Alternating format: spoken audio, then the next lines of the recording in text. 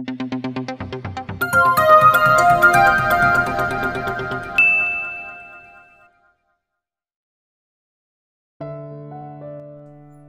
POV.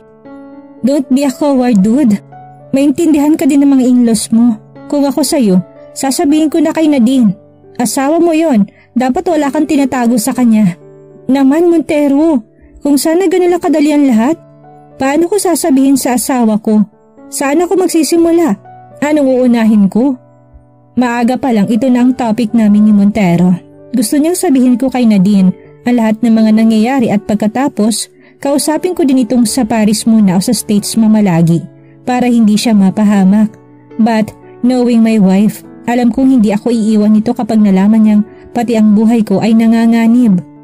How can I tell her about the kidnapping case kung hanggang ngayon hindi pa naman alam kung sino ang mastermind? Paano ko sasabihin sa kanyang alam na ng mga magulang niya ang tungkol sa pagpapakasal namin? Paano ko sasabihin pupunta muna kami sa ibang bansa dahil kailangan kong samahan saglit ang kapatid ko? Ngayon lang ako naging ganito, yung tipong hindi ko alam kung anong gagawin ko sa buhay. Ayoko mawala sa akin ang asawa ko, pero natatakot akong kapag kasama ko si Nadine, madali siyang maging target ng mga kaaway ko. Hindi lang sa negosyo ko, hindi pati sa kung sino man ang nasa likod ng kidnapping. Kagabi tumawag sa akin si Milo na nakatakas daw sa Celine Peters kasama ng kinakasama ni Myrna, si Berto. Boss, may nag-iwan sa labas para ata sa inyo. Putol ni Falcon sa usapan namin ni Montero.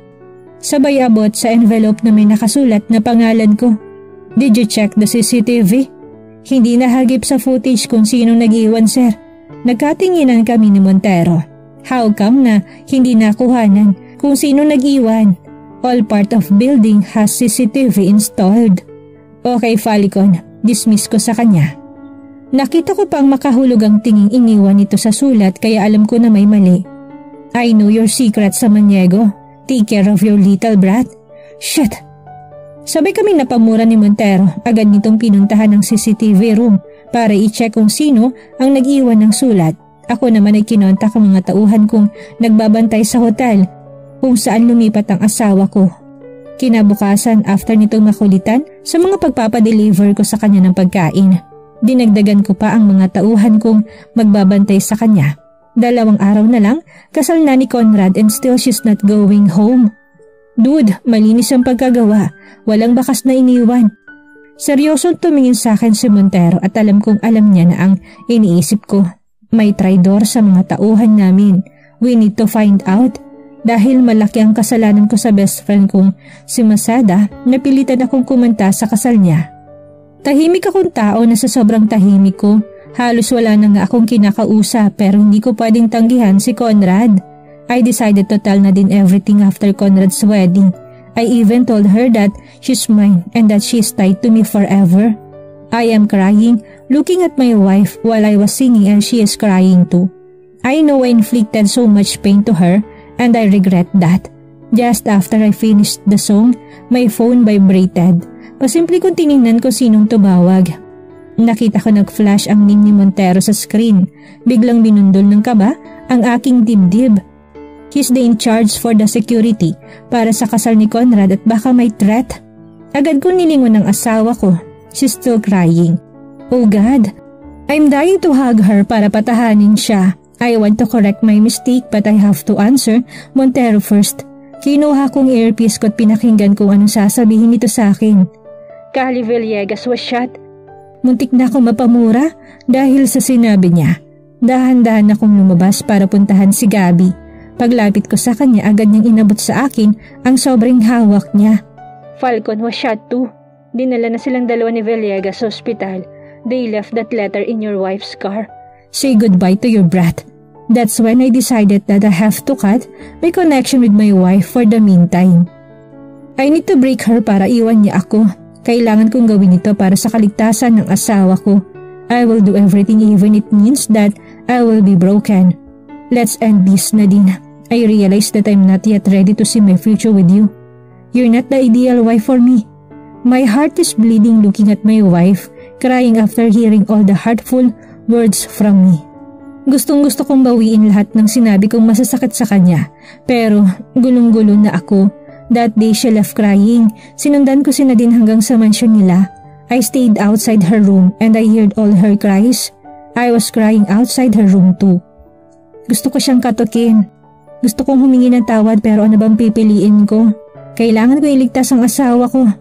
When Roland arrived, I talked to him and told him what happened.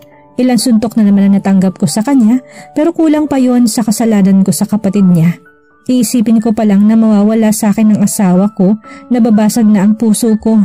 I can't, hindi ko kaya. I even talked to her parents. Tita Elise is crying too much. Hindi niya rin alam kung anong dapat gawin. They said they will double the security but it will not guarantee that my wife will be safe. Lalo na't hindi ako sigurado kung sinong traidor sa mga tauhan namin. Gabby and I thought that it was Falcon pero ngayon pati ito na baril. Hindi ko alam kung tama bang hinala namin. Mom, Dad, I can't leave my wife. Please Mami, dito na lang ako. Babantayan kong asawa ko. I was crying like a lost child to my parents. I told them what happened to me and my wife and the threats. They suggested to let Nadine leave the country for a while hanggang sa hindi pa namin alam kung sinong may gawa nito. But I can't. Paano ko sa paglayo ni Nadine makahanap siya ng iba? Hindi ko kakayaning makitang masayang asawa ko sa piling ng iba. The next day I followed her. She went to the orphanage that she supported from before. Alam ko din ang tungkol dito noon pa kaya lalong napamahal sa akin ang asawa ko. She's helping without showing it to the world. Excuse me Sir Pogi, may hinihintay po ba kayo? A woman approached me while I was waiting for my wife outside. My wife is inside. Simpleng sagot ko sa kanya. I saw the surprise in her face. Sa bagay malihim ang asawa ko for sure. Hindi nito binanggit ang tungkol sa akin. Si Ma'am Nadine po ba sir? Tumango ako. Alam mo sir, ang swerte nitong orphanage dahil kay Ma'am. Halika, pasok ka muna. Nilakihan niya pa ang pagbukas ng gate pero sinabi kong dito na lang ako maghihintay. Madaming batang natutulungan sa monthly allowance na padala ni Ma'am Nadine dito. Simula ng kinupkup ni Ma'am ang shelter, hindi na po kami nahihirapan ni na sister na maghanap ng sponsor para sa pangangailangan ng mga bata. My heart fluttered hearing those words from her. I'm indeed lucky of my wife. I'm so proud of my brat. Ang swerte niyo po sa asawa niyo sir. Mabait na, sobrang ganda pa. Huwag mo po siyang saktan sir ha. Ipapahanting talaga kita sa mga bulilit dito. Biro niya pa sa akin bago bumalik sa loob dahil may gagawin pa daw ito. I waited for my wife outside. Kagabi na pag-isipan kong babawiin ko lahat ng mga masasakit na sinabi ko sa kanya. Hindi ko hahayaan ang sariling madala ako ng takot. The moment she stepped out from the gate, agad ko siyang niyakap. I cried in her shoulders. Nagmamakaawa akong pakinggan niya muna ang paliwanag ko but she already gave up on me. Hindi ako makahinga sa sobrang sakit na nararamdaman ko pagtapos niyang sabihin hindi ito ang tamang panahon para sa aming dalawa. Thank you for everything Zeus. Be happy. If someday you'll find the one for you, learn to trust her. Love cannot live when there is no trust Zeus. At yan ang kulang sa ating dalawa. Tiwala. She left me Mom. Iniwan na ako ng asawa ko. Para akong batang nagsumbong kay Mommy habang kausap ito sa telepono. Mom is also crying with me. I can hear her sobs. I was left alone dahil nasa States na sila ni Dad kasama si Talia. We knew that Nadine left the country again. Not only that, she took a child with her. She adopted the baby from the orphanage. Alam ko dahil kinausap ko rin si Sister Lucette na ngako akong tutulong ako sa shelter gaya ng ginagawa ng asawa ko. Gulong-gulo ang utak ko. Ang dami kong problema. I have to manage our business and my security agency. Hindi ko sila pwedeng pabayaan dahil madaming taong umaasa sa amin. Dagdagan pa ng paghahanap namin sa mga nakatakas na sangkot sa kaso ng kapatid ko at sa threats sa buhay ng aking asawa. Hindi ko na alam kung ano uunahin ko. Nagkakasakit na ako dahil napapabayaan ko ng aking sarili. Magpahinga ka na muna anak. Bibisitahin mo kami dito ng kapatid mo. That's when I decided to take a break. Years passed. From time to time, I'm visiting my sister and my daughter but in secret. Of course, Zia is my daughter and Nadine Maceda Samaniego is still my wife. There's no way in hell that the annulment she wanted to file will be granted. Tito and I personally talked to her lawyer and explained everything. Kahit sina Mommy Elise at Daddy Vince, kinausap ko rin at nagpatulong ako para sa kasal namin ni Nadine. I'm calling them Mom and Dad kahit na umiismid ang dalawang kapatid ng asawa ko. Wala silang magagawa. Yan ang gusto ni Mommy Elise. I'm just following orders from Her Highness. I thought everything is doing well. Nakabalik ng asawa at anak ko sa Pilipinas. Ayos na kami. Muli niya akong tinanggap. Pinatawad kung ano man ang mga nilihim ko sa kanya. I told her about seeing our daughter secretly and about our marriage na alam na nilang lahat. But I didn't tell her yet about my sister and her case. Ayos na eh. Masaya na kami. Not until the week before my sister came back. Doon namin nalaman ng lahat. We found out that the mastermind is Regina Lorenzo and her husband. But we have to gather all the evidences. Isa pa sa dapat naming mahanap ang nakatakas sa si Berto at si Celine Peters. It's been years pero mailap ang dalawa. Alam naming may pumuprotekta sa dalawa kaya hindi namin mahanap-hanap ng mga tauhan ko. I became busy again that I forget to tell my wife what burdens me. Hanggang isang araw may natanggap na naman kaming sulat. This time it's not only for my wife but also for my daughter. Say hello to your brat. I'll be taking back what is mine. I saw how my wife cried that night we introduced my sister. I didn't tell her dahil ayokong pumunta siya but I guess I made the wrong move again. I broke her heart again. Ako na lang palagi ang dahilan kung bakit nasasaktan ng asawa ko, pati na rin ang anak ko ngayon. Leave my sister alone sa Maniego. Roland's voice welcomed me one day when I visited Conrad in his office. I talked to Conrad last night that I will come to his office today. I want to tell him about the new threat for Zia and Nadine. Pati ito naguguluhan na din sa mga nangyayari. Stop, Roland. Don't be stubborn this time. He warned his brother. Alam kong walang manggain ako sa bahay nila. Nasa kondo niya ito ngayon kasamang anak ko. I still didn't see them, but I have my men looking for them. I even doubled their security. Boss, your wife and your daughter left. Parang namanhid ang utak ko dahil sa sinabi ng tauhan kong pinabantay ko sa labas ng mansyon ng mga masada. After that day I talked to her brothers. They decided to remove my men. Duda silang nasa mga tauhan kong traidor kaya alam nitong mga kilos na maging ako. Even my men assigned to my family was removed. All their security now is from their team. Nawala ng tiwala ang mga masada sa mga tauhan ko at natatakot akong dumating ang araw na pati sa akin ay mawala din ang tiwala nila. I agreed with them dahil alam kong para sa kabutihan ng pamilya kong desisyon nila. Where? Hindi na namin nasundan, boss, kasi hinarangan kami ng security team ng mga masada. Kulang na lang paliparin kong sasakyan ko makapunta lang sa mansyon ng mga masada. I wanted to see it myself kung totoo bang umalis ang mag-ina ko. Pero sa gate pa lang hinarang na ako. I felt my world collapse. Pati sina Mommy Elise and Daddy Vince na wala ng tiwala sa akin. Nilayo nila sa akin ang mag-ina ko at hindi ko alam kung nasaan ang mga ito. I'm so useless. Hindi ko man lang maprotektahan ng mag-ina ko. I cried again. I'm broke. Hindi ako makakilos, kakaisip kung nasaan ang asawa at anak ko. I begged for my mom to help me. Alam kong kaya niyang mapakiusapan si Tita Elise pero pati si Mommy walang nagawa. Masadas decided to take their daughter away from me. One day, nakita ko si William. He's with Amethyst at nabanggit nito sa akin nakita daw sila sa Paris ni Nadine before. I asked William kung may nabanggit ba sa kanilang magkapatid kung nasaan ang asawa ko pero ang sabi niya wala. He even suggested na puntahan ko sa Paris at baka bumalik ito doon. That same day I flew to Paris. Hinalughog kong buong lugar kung saan sila nakatira dati pero wala doon ang mag-ina ko. Doon ko nakita ang Fiona na sinasabi ni Montero at pati pala ito hindi rin makontak ang asawa ko. She deactivated all her social media accounts. Even her cards pinuputol niya. There's no way in hell I can trace my wife. I went back home like a loser. I was even crying in the plane. Wala akong pakialam kung may makakita sa aking umiiyak ako. I'm broken without my family. I can function well. Dati kaya ko pa dahil nakikita ko sila ng palihim pero ngayon hindi ko na alam kung nasan sila para akong mababaliw. 1 taon na ang lumipas. Hindi pa rin nila sinasabi sa akin kung nasaan ang asawa ko.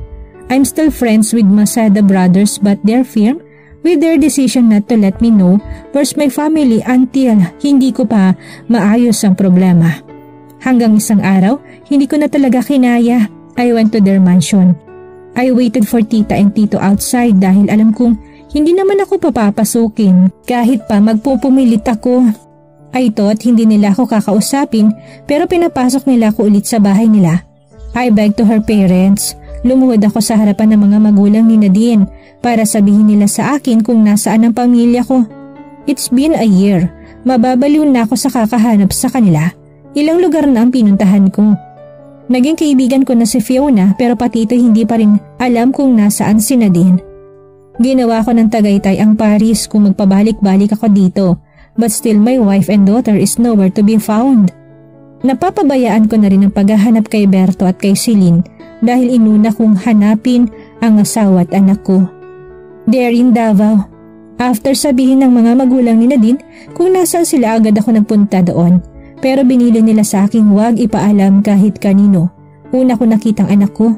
Just like we did when they were in Paris, we keep it secret. Kontento na ako nakikitang asawa ko sa malayo. Muling bumalik ang sigla ko. I've learned my lesson. Tanging si Montero lang ang may alam. Siyang pinabantay ko doon sa tuwing bumabalik ako sa Maynila. Labas-sumasok kami sa asyenda nila. Nagpanggap kami ni Montero na tagapangalaga ng kabayo. Yan ang hindi nila din masyadong pinupuntahan na lugar dahil halos kalalakihan ng mga nandun.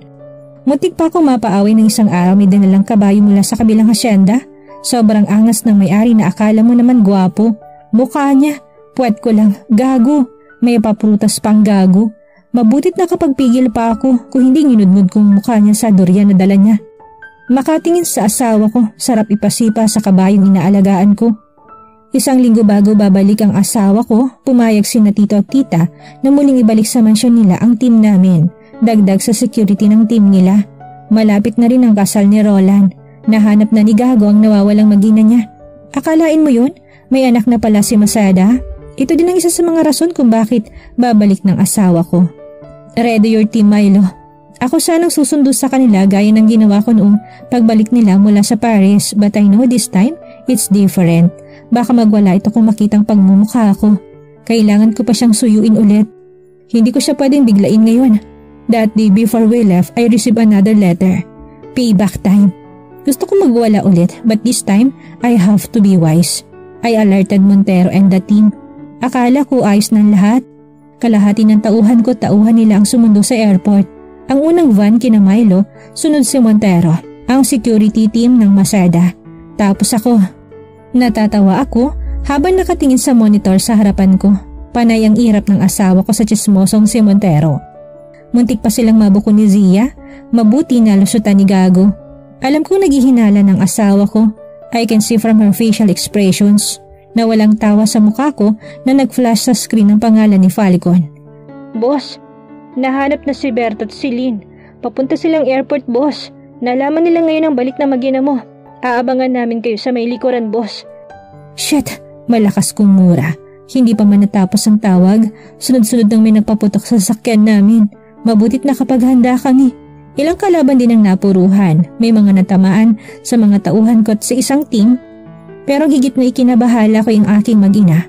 Nakita ko kung paano gumewang ang sasakyan ni Montero. Nabasag pa ang salamin niya at natamaan pa siya sa balikat. Agad na rumisponde ang team ni Falcon mula sa mansyon dahil malapit na sana kami dito. May mga pulis ding dumating. I was so scared for my family. Parang nadurog ang puso ko nang makita at marinig kong iyak ni Zia at ang luhaang mukha ng asawa ko. Niyakap ko sila ng mahigpit. Ngayon lang ako nakaramdam ng takot. I'm starting to doubt myself again. Bakit sa tuwing malapit sila sa akin parati na lang silang napapahamak? Nadine's POV. Babe, I miss you! Bungad sa akin ni Bettina. Kakauwi niya lang galing States the other day. She contacted me last night dahil gusto niya raw makipagkita sa akin ngayon. As usual, my bubbly best friend is back. She looks so happy and I'm happy for her too. I guess her stay in US taught her a lot. Ibang-iba na din ang aura niya ngayon. Sobrang aliwalas lang tingnan ang mukha niya. Are you okay? Tumango ako sa kayumakap sa kanya. I miss you, Bettina. Ang kaninang ngiti niya napalitan ng pag-aalala. Why you look sad? Something's bothering you, babe? Inangat niya pang mukha ko para tingnan ako sa mga mata at doon ko na hindi napigilan ang pag-uunahan ng mga luha ko. Pakaramdam ko ngayon, nakahanap ako ng taong pwede kong mapagsabihan kung ano man ang nararamdaman ko. Kung ano mga gumugulo sa akin at kung gaano kabigat ang dibdib ko. What happened? Tanong niyang puno ng pag-aalala. Giniya niya pa ako sa tabi ng inuupuan niya. Ang masaya naming pagkikita ay naging malungkot dahil sa problemang dala ko. It's nothing babe, come on let's order. Pag-iwas ko sa kanya. Come on Nadine, you can tell me everything. I'm ready to listen. Gaya na ginagawa mo sa akin dati. Pinahid niya pang luha sa aking pisngi at malambing na tumingin sa akin. Anong problema? Huminga muna ako ng malalim para makakuha ng lakas and I started telling her everything. Mula nang umuwi kami na anak ko galing Paris, pagbalik ng kapatid ni Zeus, pagpunta ko sa Davao, hanggang sa barilang nangyari sa muling pagbabalik naman ng anak ko, pati ng sulat ng aking natanggap. Oh God! Sorry babe! I'm so sorry kung wala ako ng mga panahong kailangan mo ng kaibigan. She started crying like a baby, kaya napapalingon sa table namin ng ibang tao. I should have been here para damayan ka. Bakit hindi mo ka tinawagan? Alam mo naman kahit nasa States ako, uuwi ako dito para damayan ka. It's fine love, I'm okay, I will be okay. Bahagi akong ngumiti sa kanya. She still didn't change, she's still my sweet and clingy best friend. How about Zeus? Did he explain everything to you? Did you ask him? Nag-uusap pa ba kayo? Malungkot akong ngumiti sa kanya. Isa pa yan sa mga nagpapastress sa akin. Hanggang ngayon hindi pa rin kami nag-uusap ni Zeus. Pakaramdam ko may problema na naman ito. Pero ngayon hindi ito maalis ng bahay gaya ng dati. Bawat lakad ko'y nakasunod si Zeus sa akin. Gaya na lang ngayon. I can see him waiting for me outside with this man. Hindi niya ako hinahayaang umalis na hindi siya kasama. Kung hindi man siyang kasama ko, si Milo naman ang nakikita ko. Parang takot si Zeus na mawala ako sa paningin niya. Siguro na rin dahil sa nangyaring barilan pagbalik namin galing Davao. Tell him about the letter babe. Talk to him. Ask him kung ayaw niya magsalita, pilitin mo. Hindi masusolve ang problema niyo kung hindi kayo mag-uusap. He is still your husband. You have to open up to him. Paano kung hindi ko kakayanin ang malalaman ko mula sa kanya? I know he is keeping something from me, Bettina. Paano kung ito? Hindi ko natapos ang aking sasabihin dahil nagsimula na akong umiyak. Hinapit ako ni Bettina palapit sa kanya at doon ko binuhos lahat ng sakit ng aking dibdib. Be strong babe. Hindi masasagot ang mga tanong kung hindi ka magiging matapang ng harapin ito. Talk to your husband. Kung may tao mang kailangan mo ngayon, kausapin para maliwanagan ka. Siya yun. Si Zeus ang asawa mo. Pag-uwi ko sa bahay, agad ako nagkulong sa silid ko. Maaga pa naman dahil pinauwi din ako kagad ni Bettina. She's concerned of my safety that she even advised me not to go out with my daughter. Pati siya nababahala din sa sulat na aking natanggap. I love you so much, Mommy. Bungad din siya sa akin pagdating ko sa mansyon. My heart melted at that. Lately, my daughter is extra clingy to me. Kahit na palagi niya nakakasama ang daddy niya. Kapag kaming dalawa lang, sobrang sweet niya sa akin. Parang ayaw niya ako mawala sa kanyang tabi. I love you, my Zia. Mommy, so lucky to have you, baby. Pinupog ko pa ito ng halik bago ako nagpaalam sa kanyang pupunta muna ako sa aking silid. Isasama ko sana siya pero sabi niya maglalaro daw muna siya at susunod na lang mamaya. Pagdating ko sa aking silid, muli kong kinuha sa drawer kong sulat na pinadala sa akin. Don't let yourself be fooled by someone you love. Know the truth. At dito na po nagtatapos ang ika-26 na kabanata ng ating kwento at sana'y muli niyo po akong samahan sa mga susunod pang kabanata. Maraming salamat po.